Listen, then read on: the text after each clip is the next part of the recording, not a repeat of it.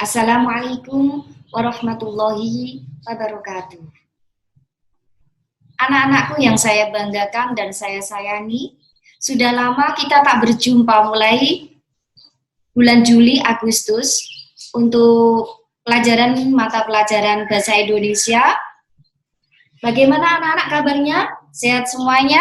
Semoga kita semua diberi kesehatan dalam masa pandemi COVID-19 ini.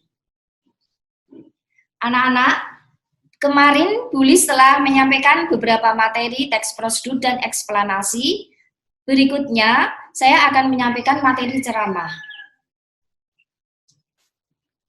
Sebagai berikut, teks. Pernahkah kalian mendengarkan seorang ustaz sedang berceramah atau seorang presiden sedang menyampaikan pidato kenegaraannya?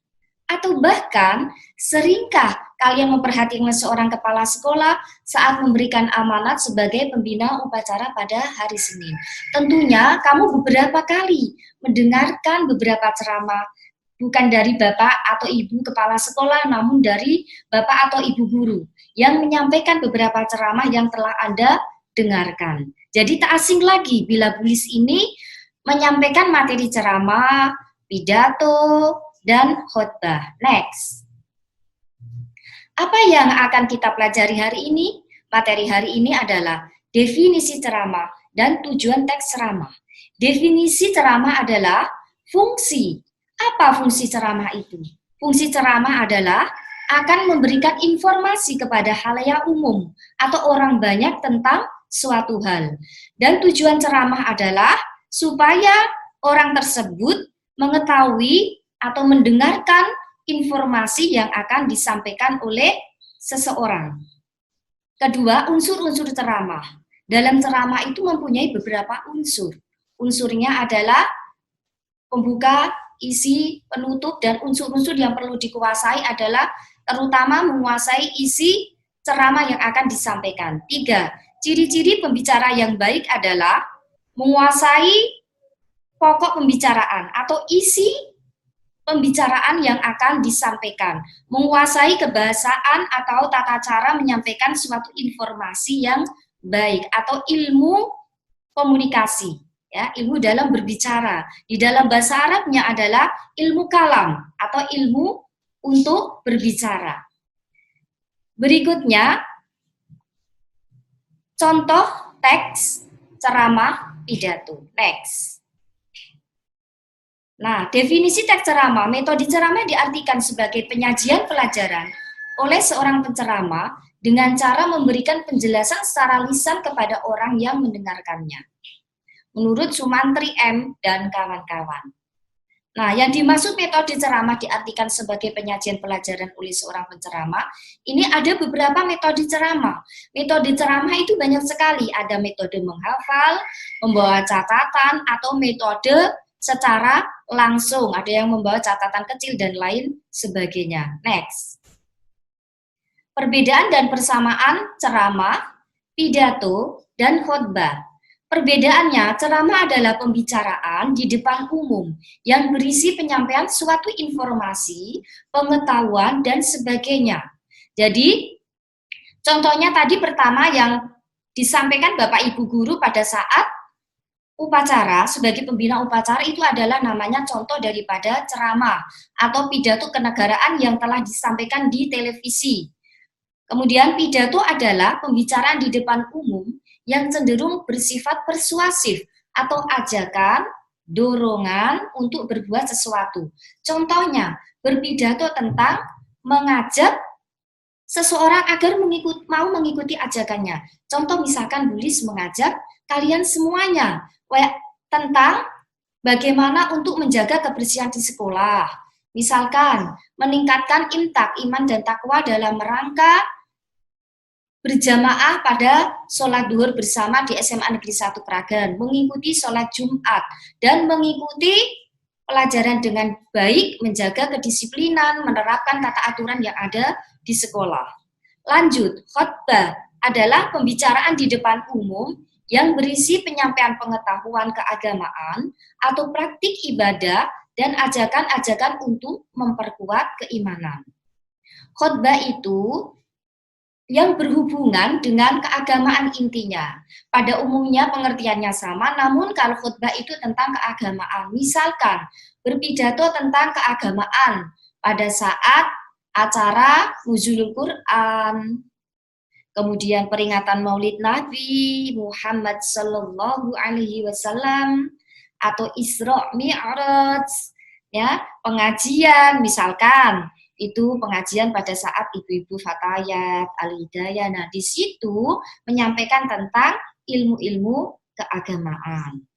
Lanjut, persamaan berisi informasi yang disampaikan di depan umum. Next. Tujuan teks ceramah. Informasi atau instruktif. Memberikan informasi kepada pendengar mengenai suatu hal, sehingga pendengar dapat memahami atau mengerti isi informasi dengan jelas dan benar. Yang dimaksud instruktif di sini adalah informasi yang disampaikan oleh pembicara. Kamu pada saat menyampaikan pidato, khotbah atau ceramah itu harus bisa diterima oleh audiens atau khalayak yang mendengarkan.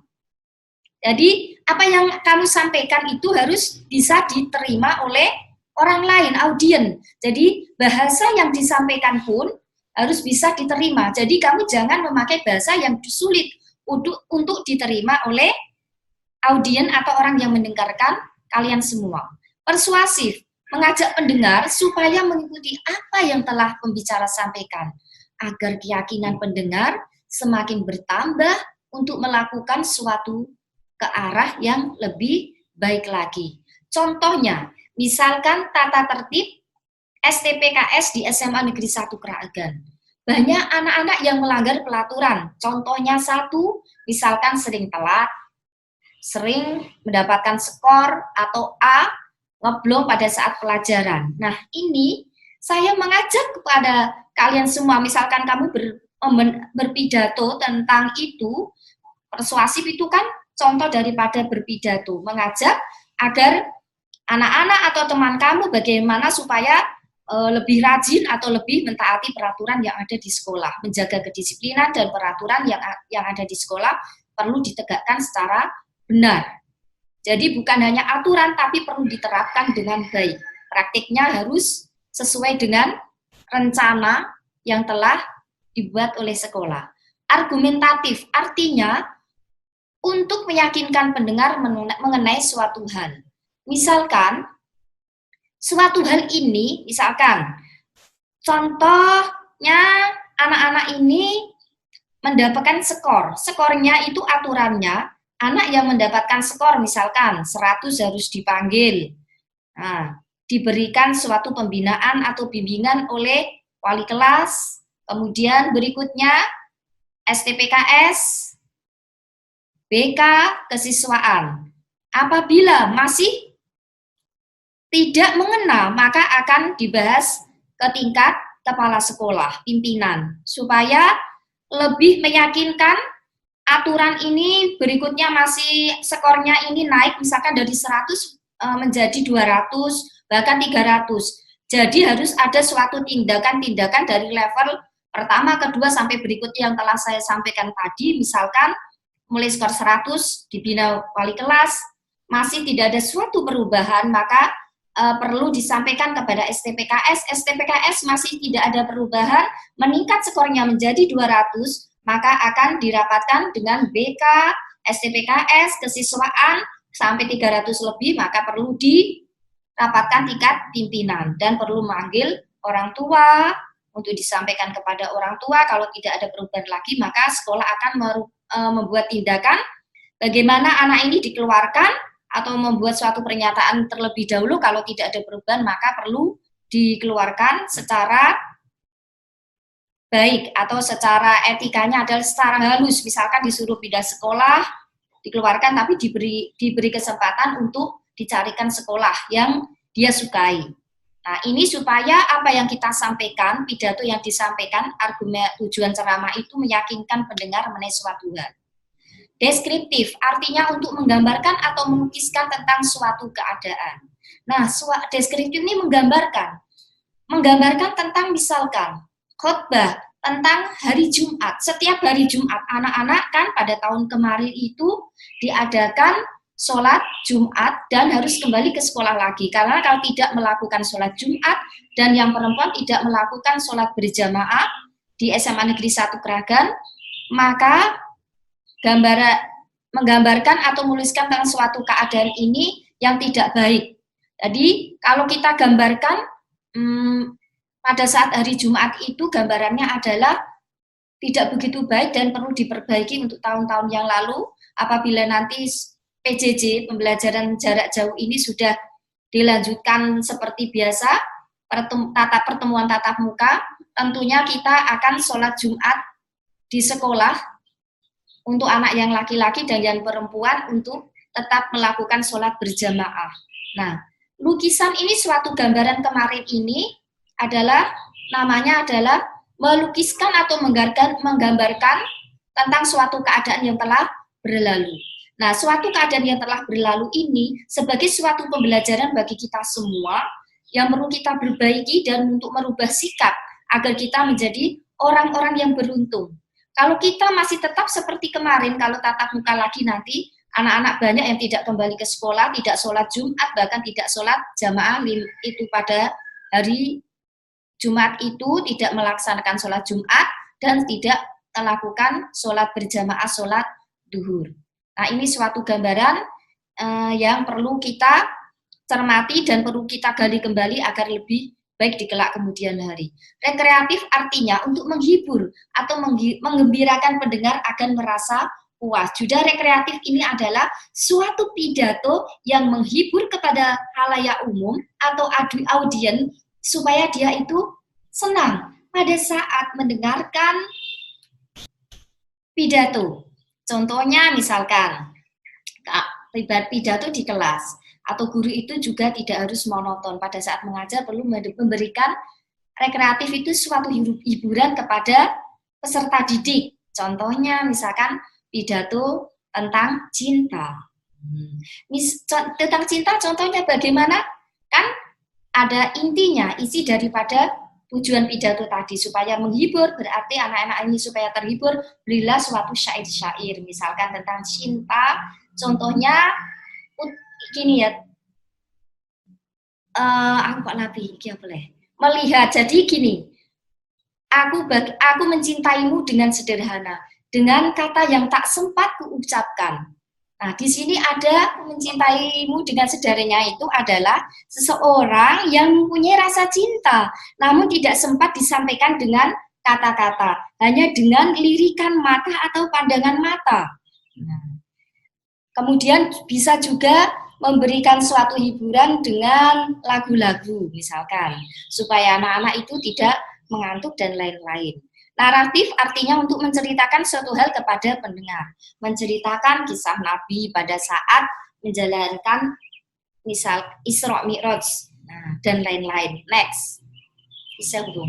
Unsur-unsur ceramah. Terdapat 5 unsur penting ceramah. Pemateri atau penceramah adalah orang yang melakukan kegiatan ceramah untuk menjadi penceramah. Seorang harus memiliki ilmu yang mumpuni terhadap materi yang diberikan kepada pendengar. Nah, di sini maksudnya adalah penceramah harus menguasai isi dari pokok pembicaraan sesuai dengan tema yang akan disampaikan. Lanjut pendengar. Pendengar merupakan penerima nasihat-nasihat dari penceramah. Dalam hal ini, pendengar bisa siapa saja, tidak terbatas status sosial, umur, jenis kelamin, latar belakang, dan lain-lain. Bisa di sekolah, bisa di masyarakat, bisa dalam acara pengajian, dan lain sebagainya. Unsur-unsur ceramah. Terdapat 5 unsur ceramah, berikutnya materi. Materi dalam ceramah berasal dari ajaran agama. Namun juga dapat berasal dari penjelasan materi, akan tetapi ceramah yang bagus adalah ceramah yang mampu membuat pendengar tergugah dan terdorong untuk melakukan nasihat-nasihat yang disampaikan oleh penceramah. Contohnya, ceramah yang berasal dari ajaran agama. Kalau kita mengingat, apakah misalkan sudah benar tingkah laku kita sehari-hari ini sudah sesuai dengan aturan norma agama? Tentunya kita perlu introspeksi diri, apa yang telah kita lakukan mulai dari kita lahir sampai sekarang ini. Apakah segala tingkah laku kita ini sesuai dengan aturan agama yang telah ditentukan oleh Allah Subhanahu wa taala. Dan tentunya di ajaran agama itu ada aturan-aturan yang harus kita taati dan harus kita hindari. Namun juga dari penjelasan materi. Misalkan materi yang akan disampaikan itu materi apa, dan yang dijelaskan harus sesuai dengan materi. Misalkan Bulis di sini membahas tentang materi ceramah, tidak boleh menjelaskan materi tentang eksplanasi. Jadi yang dibahas harus sesuai dengan topik pembicaraan yang akan disampaikan, begitu yang dimaksud. Akan tetapi ceramah yang bagus adalah ceramah yang mampu membuat pendengar tergugah dan terdorong untuk melakukan nasihat-nasihat yang disampaikan oleh penceramah. Misalkan setelah kita semua menyampaikan ceramah, kemudian orang-orang itu mau mengikuti ceramah yang telah disampaikan. Contohnya adalah kita sebagai peserta didik, kita diberi tugas atau tanggung jawab sebagai peserta didik adalah belajar, yaitu orang tua yang wajib untuk membiayai, sedangkan kita sebagai belajar, kamu sebagai pelajar adalah harus menjalankan tugas-tugas belajar ini dengan baik, menggunakan waktu semaksimal mungkin dengan baik, tidak seenaknya sendiri. Di sekolah kita harus mengikuti pelajaran dengan baik, dan lain-lain. Nasihat, misalkan nasihat tentang di dunia pendidikan maupun nasihat tentang pribadi seseorang. Lanjut metode ceramah. Terdapat 4 metode ceramah atau berpidato, yakni impromptu, menghafal, membaca naskah, atau extempora. Nah, di sini ada yang orang itu berpidato hafalan, ada juga yang membawa catatan kecil, inti-intinya saja, dan lain-lain. Media ceramah di zaman sekarang tidak hanya dilakukan di rumah ibadah, tetapi juga bisa di banyak tempat. Adapun kegiatan ceramah bisa dilakukan secara langsung ataupun direkam sehingga pendengar bisa melihat dari internet atau televisi. Teks. Ciri-ciri pembicara yang baik. Pertama, merupakan memandang suatu hal dari sudut pandang yang baru, mengambil titik pandang yang tak terduga pada hal-hal umum. Kedua, mereka mempunyai cakrawala luas, mereka memikirkan dan membicarakan isu-isu dan beragam pengalaman di luar kehidupan mereka sehari-hari. Untuk pertama kali adalah memandang suatu hal dari sudut pandang yang baru, mengambil titik pandang yang tak terduga pada hal umum. Jadi maksudnya adalah kamu berpidato jadi mencari tema yang terbaru, yang lebih terkini, lebih aktual dan terkini, gitu, yang terbaru, supaya lebih menarik orang yang mendengarkan. Apabila kita memberikan pidato sudah disampaikan, maka kita sudah tidak tertarik lagi. Mereka mempunyai cakrawala luas, jadi mempunyai suatu pandangan yang luas, ya, ilmu-ilmu yang luas, memikirkan, membicarakan isu-isu dan beragam pengalaman di luar kehidupan mereka sehari-hari. Jadi bukan yang disampaikan itu tentang kehidupan sehari-hari di lingkungan sekolah atau di masyarakat, namun sampai ke dunia luar, maksudnya suatu informasi yang baru, yang belum pernah didengar oleh audiens. Mereka antusias. Yang ketiga, menunjukkan minat besar pada apa yang mereka perbuat dalam kehidupan mereka, maupun pada apa yang akan dikatakan pada kesempatan itu. Berikutnya, mereka tidak pernah membicarakan diri mereka sendiri. Jadi, berpidato tentang diri kita sendiri, itu tidak boleh. Jadi, perlu membicarakan hal-hal yang terbaru, yang lebih aktual, lebih menarik maksudnya. Lanjut, mereka sangat ingin tahu. Mereka bertanya, mengapa mereka ingin tahu lebih banyak mengenai apa yang akan dikatakan. Jadi ada 5W, 1H. Apa yang akan disampaikan, di mana, siapa, bagaimana cara kita menyampaikan siapa yang kita hadapi.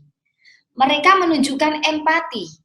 Mereka berusaha menempatkan diri mereka pada posisi Anda untuk memahami apa yang akan Anda katakan.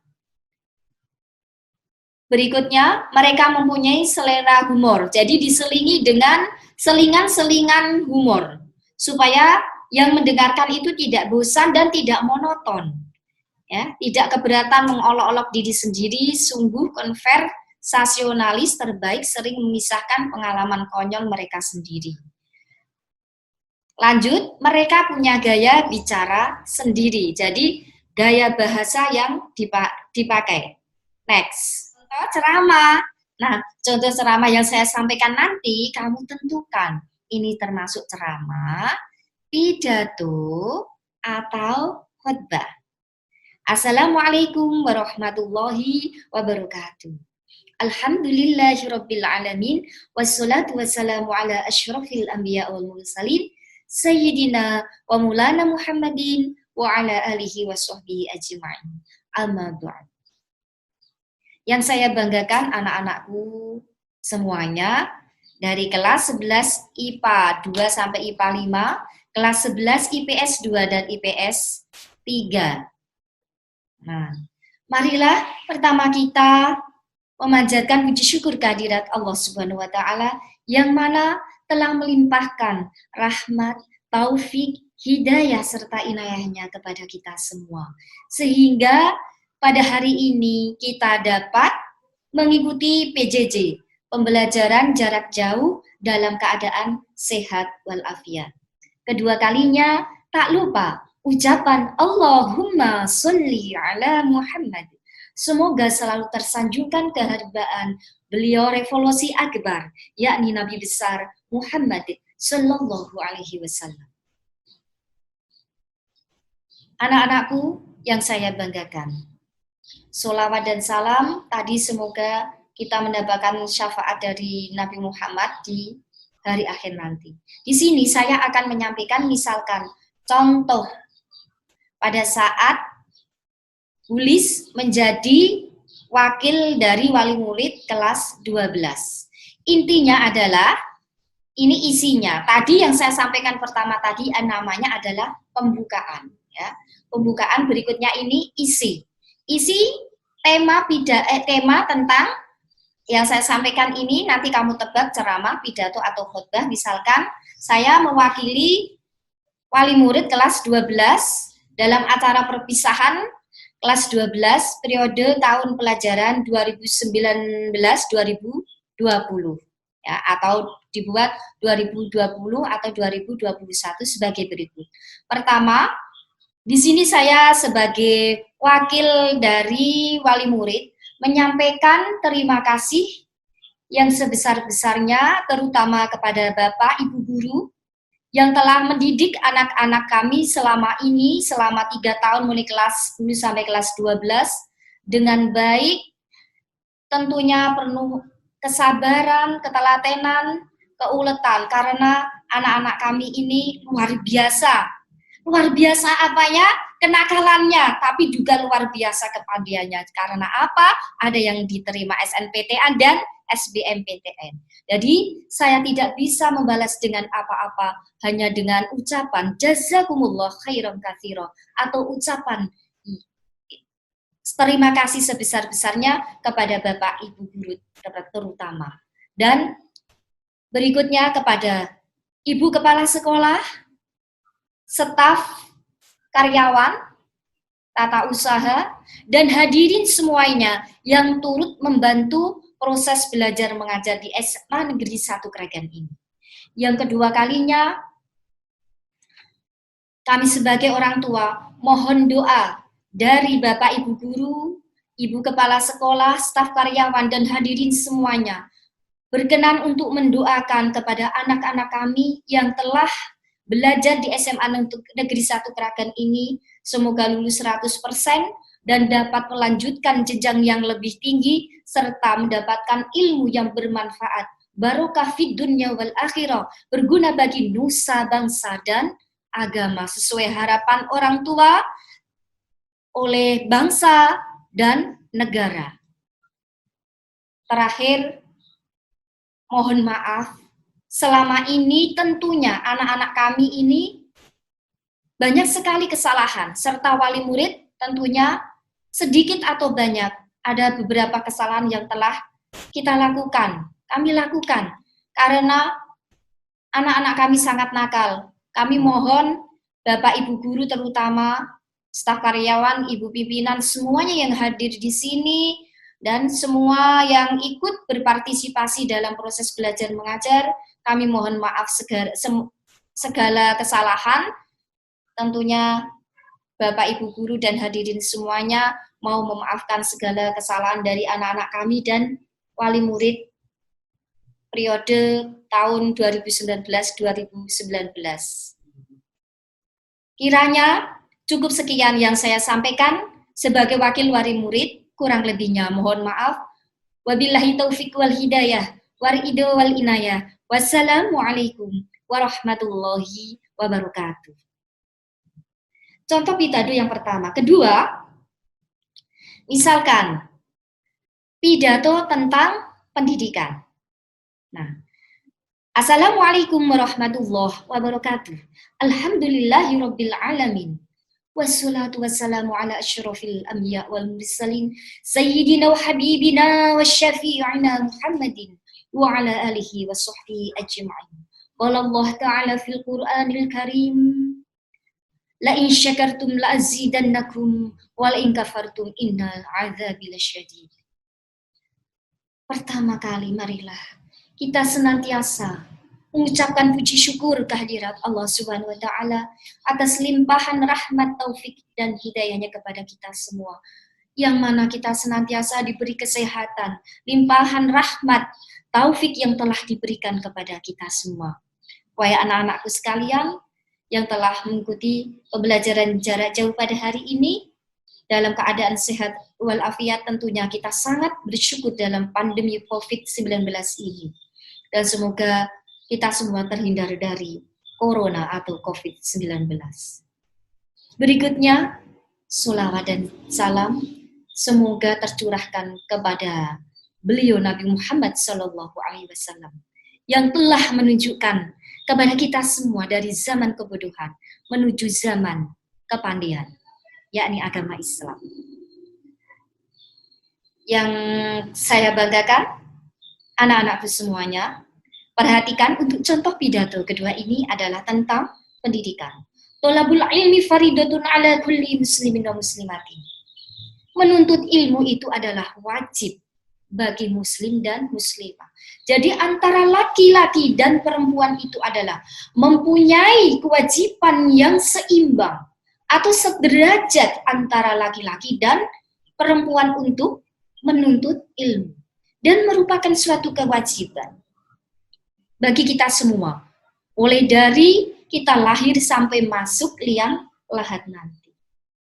Karena dengan ilmu kita akan memperoleh harta. Dengan harta kita belum tentu memperoleh ilmu. Jadi pendidikan ini sangat penting. Kenapa dengan ilmu akan memperoleh harta? Contohnya, kalau kita berilmu, orang tua kita memberikan ilmu kepada kita, menyekolahkan kita, ya, kamu disekolahkan oleh orang tua kamu, itu namanya adalah diberi ilmu. Kamu disuruh memilih oleh orang tua kamu, pilih mana wahai anakku. Pada saat zaman dahulu Nabi Muhammad SAW ada keturunan Qurun Syayat disuruh milih, wahai anakku, kamu pilih antara ilmu dan harta. Saya pilih ilmu karena orang tuanya tidak bisa memberikan kedua-duanya. Saya pilih ilmu, salah satu anaknya yang kedua, saya memilih harta. Contohnya dengan ilmu akan memperoleh harta. Misalkan kamu disekolahkan oleh orang tua kamu sampai perguruan tinggi, sampai kamu memperoleh gelar sarjana atau magister, kamu memperoleh gelar S2 ataupun doktor sampai mempunyai gelar S3, bahkan mempunyai gelar profesor. Nah, ini adalah merupakan suatu kebanggaan bagi orang tua dan nusa bangsa dan agama. Karena dengan ilmu ini kamu akan memperoleh harta, walaupun kamu tidak memperoleh harta. Karena apa contohnya? Kamu tidak diberi harta oleh orang tuamu apa-apa.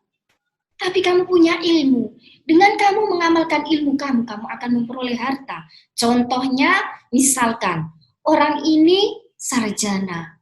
Dia tidak mempunyai harta apa-apa. Namun dia didatangkan dalam acara. Misalkan, pada acara peringatan Isra Mi'raj, disuruh berceramah, berpidato, atau berkhotbah dalam acara suatu hal tertentu. Nah, selain dia akan mendapatkan harta, juga akan bertambah ilmunya. Ilmunya akan bertambah lancar dan dia akan mendapatkan harta. Karena dia mendapatkan bisyarah. Contohnya honor atau amplop.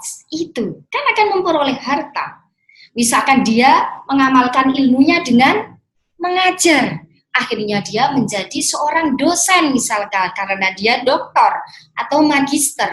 Nah, setelah dia diangkat sebagai dosen, dia mendapatkan gaji 1 bulannya, mendapatkan sertifikasi, kemudian mendapatkan TPP. Apa itu TPP?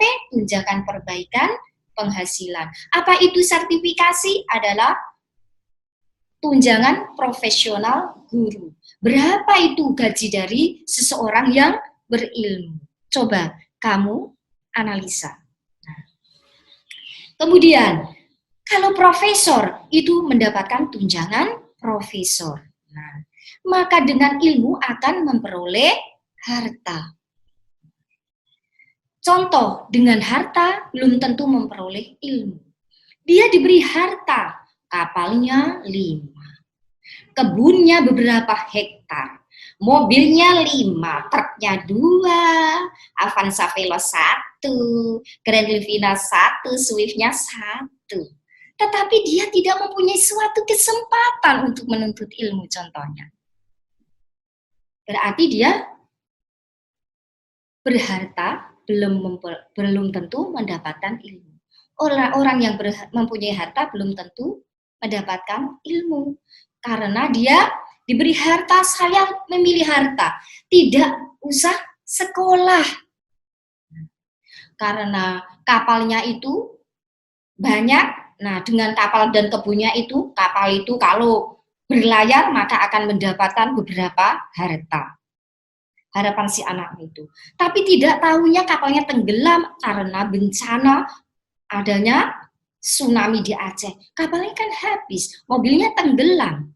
Dia tidak memperoleh ilmu. Dengan harta tidak memperoleh ilmu. Dan belum tentu harta itu akan mendapatkan harta yang banyak. Contohnya. Jadi kalau kita pilih, kalau bisa orang tua itu memberikan kedua-duanya, antara ilmu dan harta. Tapi apa daya kalau orang tua kita tidak dapat memberikan kedua hal itu, maka lebih baik adalah pilihlah ilmu. Karena dengan ilmu tentunya akan memperoleh harta, dengan harta belum tentu memperoleh ilmu. Karena kamu diberi harta, kamu tidak mau menuntut ilmu. Dia tidak mau sekolah, hanya lulus SD saja. Saya sudah cukup untuk makan dengan hasil dari kebun, hasil dari nyarterkan mobil atau truknya atau kapalnya. Nah, itu. Nah, anak-anak, jadi pendidikan itu sangat penting. Kalau di dalam ilmu agama adalah menuntut ilmu, ya.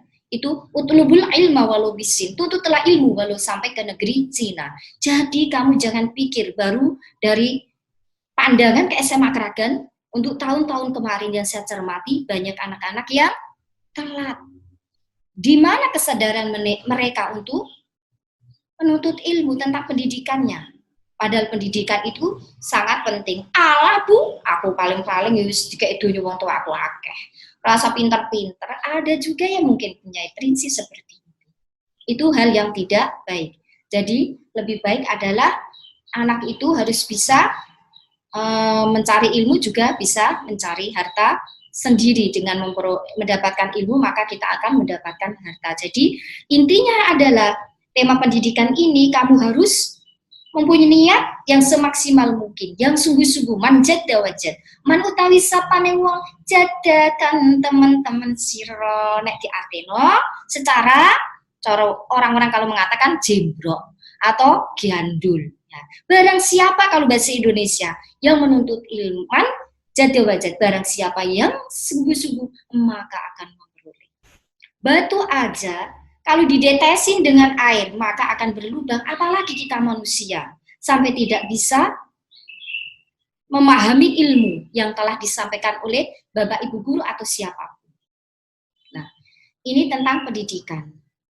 Jadi, orang yang menuntut ilmu itu sangat penting, karena selain kita dengan ilmu akan mendapatkan harta, maka dengan ilmu kita akan diangkat derajatnya oleh Allah Subhanahu wa Ta'ala yang telah dinas di dalam Al-Quranul Karim.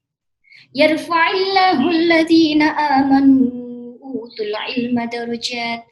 Yarfa'illahu alladhina utul ilma darajat. Artinya adalah orang yang menuntut ilmu maka akan diangkat derajatnya oleh Allah Subhanahu wa Ta'ala. Kalau belum diangkat maka sabarlah. Contoh orang diangkat derajatnya. Tidak mungkin. Orang yang lulusan SD atau TK diangkat derajatnya menjadi pemimpin seperti Ibu Juhartuti, magister pendidikan. Karena Bu Juhartuti juga berpendidikan, contohnya.